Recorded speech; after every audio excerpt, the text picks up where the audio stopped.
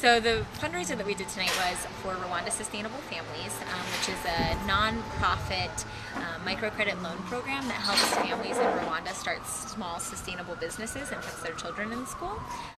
We were working in a genocide survivors village while we were there called Rwanda, and all the students, all the people in that village, all the students at the school were survivors of genocide. Either their parents had died in the genocide or they were the generations afterwards from their families of the survivors who died in the people who died in the genocide. We just wanted to ask them what their visions of peace and unity were, just coming from such a war-torn, conflict-ridden place, which a lot of times are really simple. You know, like one of them was, she is eating fruits in the morning, and another one was like somebody herding goats.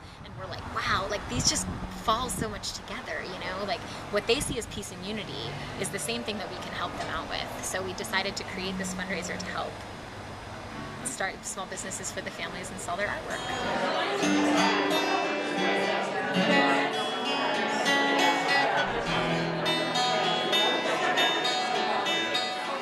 We're here for the people of Rwanda. So many of us who have been to Rwanda really fell in love. You know, Rwanda is a very, very special country. You can imagine a country that suffered a genocide so recently, just 16 years ago. But because that is now behind them, they're peace warriors now, and you can feel that about them. They've been through the absolute worst any group of people could ever go through, and they have survived.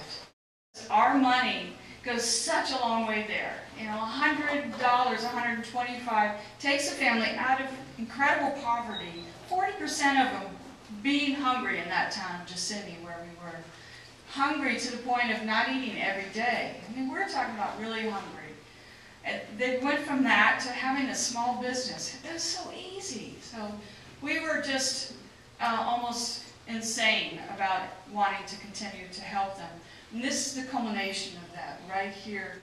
The paintings were $100 a piece, and we sold different things. Like you could buy a goat to support a family. You could buy, you know, a year's worth of schooling for a child. You could buy, you know, the whole package, where you could buy a business for a small business for a family, and help support a child in school.